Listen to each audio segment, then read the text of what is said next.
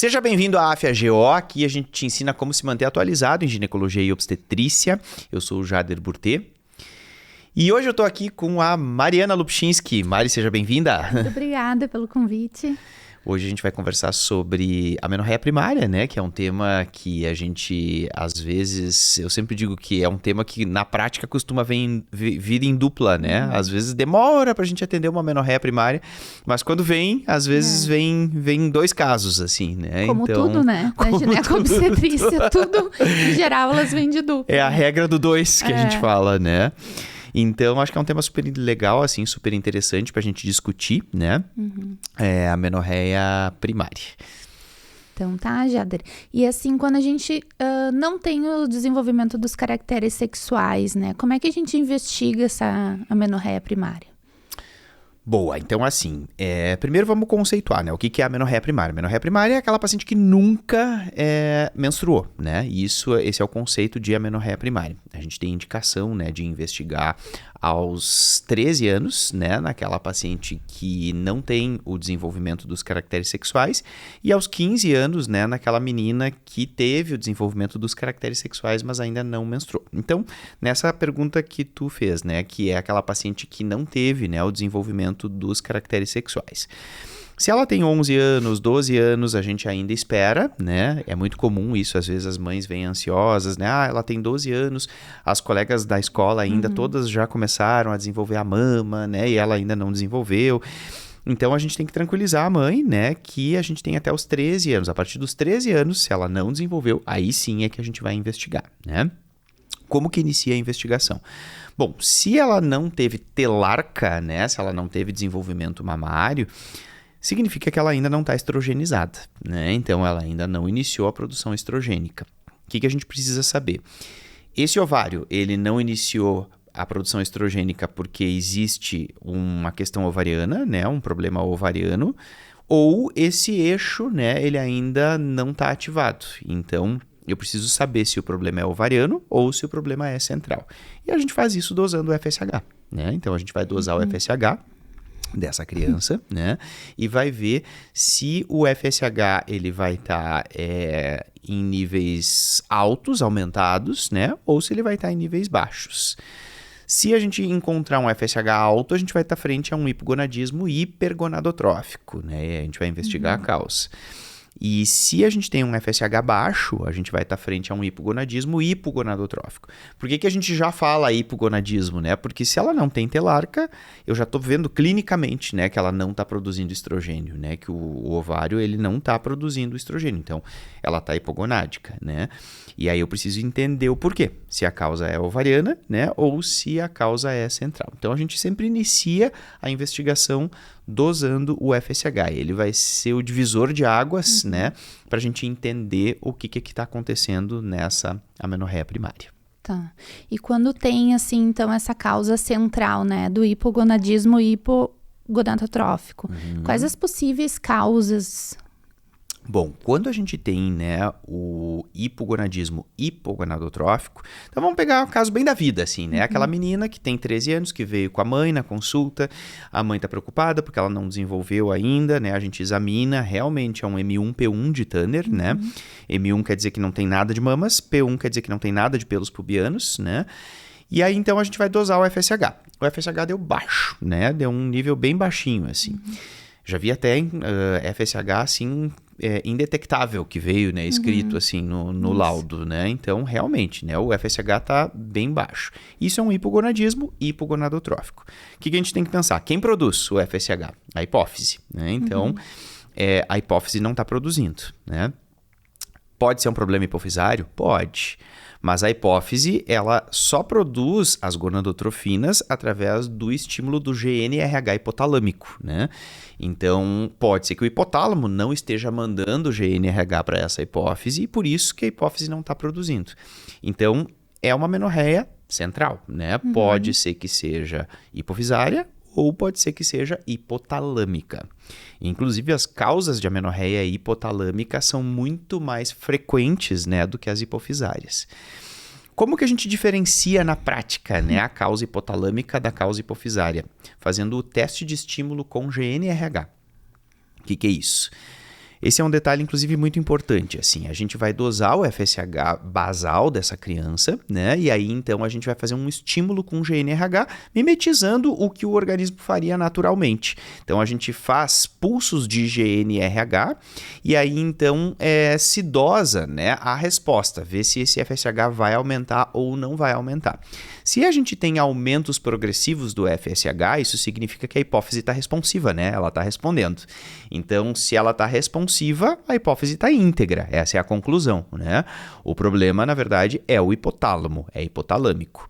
Agora, se não responde, se a gente faz pulsos exógenos de GNRH e a hipófise não responde, aí a gente tem uma causa hipofisária.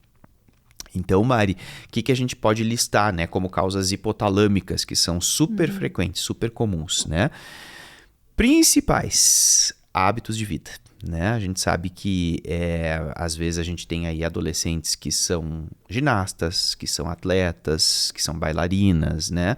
Às vezes, não que isso seja uma coisa, eu sempre digo assim, isso é uma coisa maravilhosa, ela descobriu um talento que ela tem, né? O talento para ginástica, por exemplo. Só que às vezes, por ela ter esse talento, às vezes ela acaba treinando bastante e às vezes até em um ritmo um pouco fora, né, do que seria o adequado, até um pouco forçado demais para a idade dela. E essa criança acaba produzindo tanto opioide endógeno, né, que o excesso de opioide endógeno, né, das endorfinas, acaba bloqueando a pulsatilidade do GNRH. E por isso ela faz um atraso do desenvolvimento puberal, né, que culmina com uma amenorreia primária. Então, primeira coisa, tem que fazer uma boa anamnese, né, tem que ver se essa criança não está treinando demais, né. Eu vi já casos assim de paciente que às vezes estudava de manhã e ela saía da escola, né, e ia treinar e treinava até 10, 11 horas da noite, da 1 da tarde até as 11 da noite. É demais.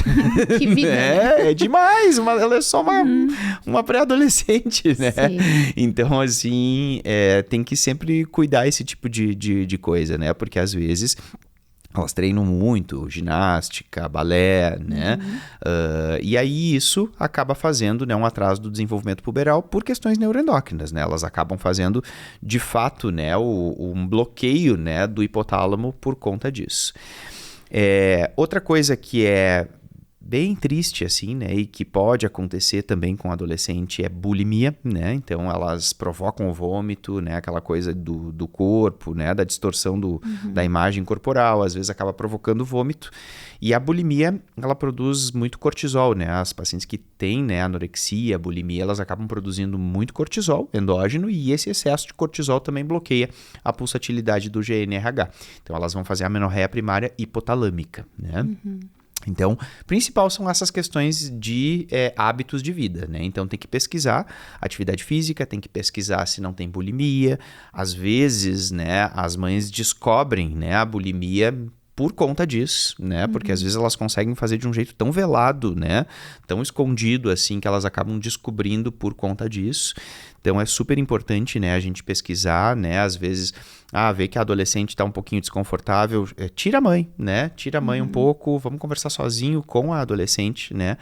E tem que perguntar sobre isso. Olha, tu não tá provocando vômito, né? O que acontece, né, depois que come, não tem essa vontade de provocar o vômito. É super importante, né? Porque muitas vezes o problema é esse, é uma questão de hábito, uma questão de alguma coisa que está acontecendo. Mas, claro, a gente tem as questões patológicas também, né? A gente sabe que o hipotireoidismo, por exemplo, né, ele também é uma causa de amenorreia hipotalâmica. Por quê? No hipotireoidismo, a gente vai ter uma baixa, né, do T4, mas uma elevação do TSH. E o TSH em excesso também bloqueia a pulsatilidade do GNRH. Então, a gente vai ter que investigar, vai pedir um TSH para essa adolescente, né? Além de investigar os hábitos de vida, a gente vai pedir um TSH, né? Porque hipotireoidismo é uma causa hipotalâmica.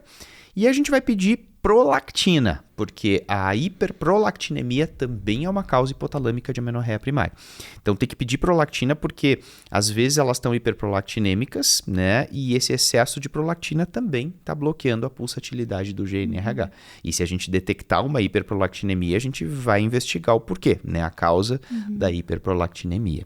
Então, essas causas têm que ser investigadas.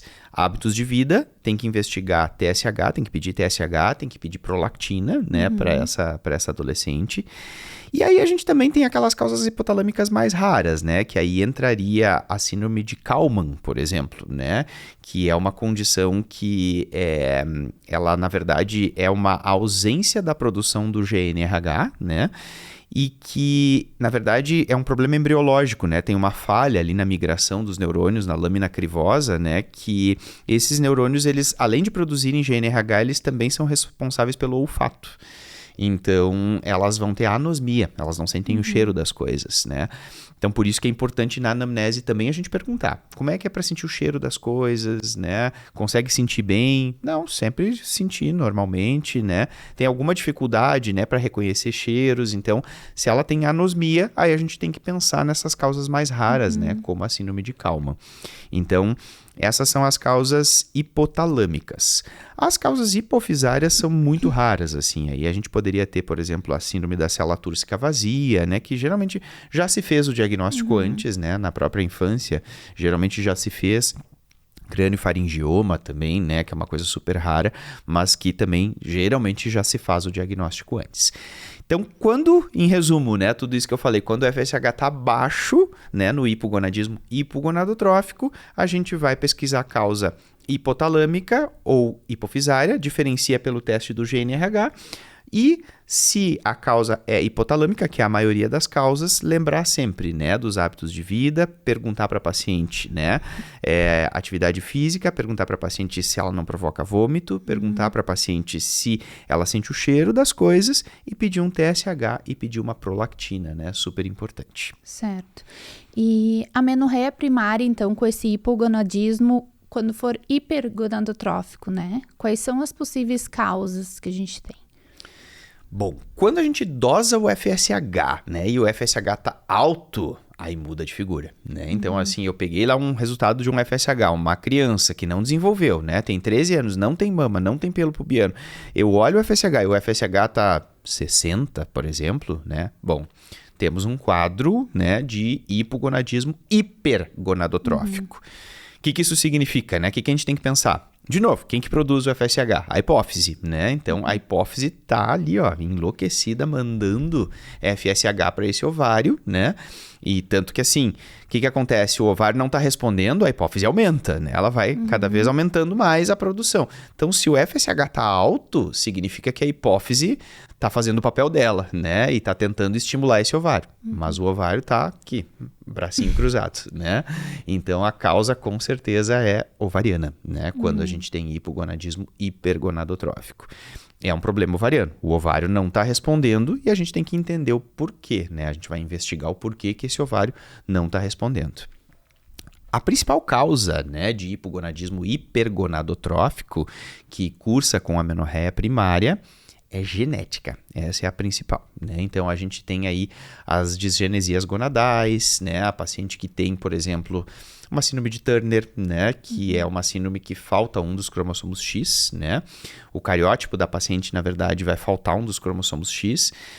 Algumas têm, né, aquelas características específicas, né, como baixa estatura, pescoço alado, a linha de implantação dos cabelos mais baixa, né, pode ter o hipertelorismo mamário, tem o encurtamento, né, do quarto e do quinto metacarpos.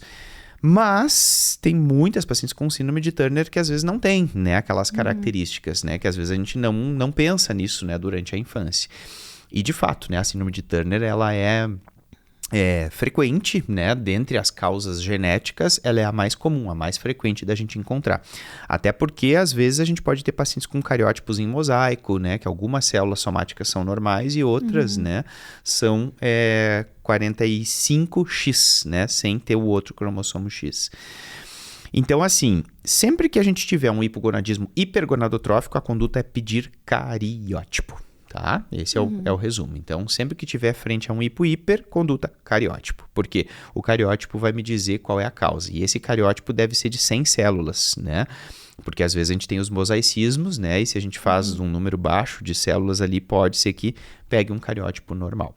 E aí a gente vai ver, né, se é um Turner, a gente vai ver se tem um cariótipo em mosaico, enfim, todas as outras possíveis, né, disgenesias gonadais que possam cursar, né, com amenorreia primária. Então, sempre pedir cariótipo. Aí tu pode me perguntar assim, Jader, mas não tem outras possíveis causas, né? Além das causas genéticas? Tem, né? A gente tem outras possíveis causas. As mais comuns são as genéticas, por isso que é mandatório pedir cariótipo. Mas a gente pode ter, por exemplo, paciente que às vezes teve um tumor, né? Na infância, uma leucemia, teve que fazer uma químio, por exemplo, né? Então, causa iatrogênica, né? Então, o que acontece? Às vezes, sempre quando eu falo essa palavra iatrogênica, eu gosto de abrir um parênteses, porque as pessoas sempre pensam que iatrogenia é uma coisa que foi feita pelo médico de um jeito errado. Sim, e não é. Um erro médico, e não é, né? O termo médico iatrogenia é qualquer tipo de ação médica, né? Então, assim, se eu fiz uma quimioterapia, é uma intervenção médica, né? Por isso que a gente chama de causa iatrogênica. Não necessariamente a palavra iatrogenia significa uma coisa ruim, né? Então, assim, causas iatrogênicas, né? Quimio e radioterapia é uma possível causa de amenorreia primária, né? Porque às vezes acontece, né, do ovário entrar em insuficiência e aí por conta, né, do tratamento oncológico que foi feito. E tem aquelas doenças autoimunes que também podem provocar, né, aí uma insuficiência ovariana. A gente tem, por exemplo, a doença de Addison, né? A gente tem a tireoidite de Hashimoto, né? Então, que são condições autoimunes que podem provocar também insuficiência ovariana prematura. Mas o principal que tem que gravar mesmo é que tem que pedir cariótipo. A investigação, se tu encontrou um hipogonadismo hipergonadotrófico, é mandatório pedir o cariótipo, porque não posso, por exemplo, dizer, não, com certeza isso aqui é da quimioterapia, né, sem ter um cariótipo. Sim. Tem que ter o cariótipo pra gente comprovar. Certo.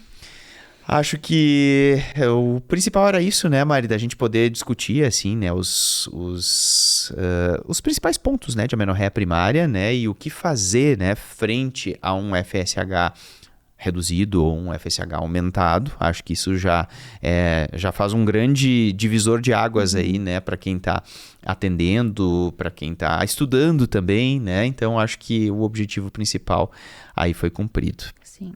Não, super didático, né? Perfeito. Sim. Gente, então assim, ó, para quem quiser entender um pouquinho mais sobre a amenorreia primária, entrar agora mais na parte mais aprofundada mesmo, né? No endocrinologês ginecológico, que a gente sempre chama, a gente convida para entrar na nossa área do aluno e ali a gente vai falar um pouquinho mais aprofundado, né? De algumas causas mais raras de amenorreia primária e também de como que a gente vai conduzir, né, esses casos. Aí eu convido para entrar na nossa área do aluno, que aí quem quiser se aprofundar um pouquinho mais ali, a gente vai entrar nesses pontos. Muito obrigado.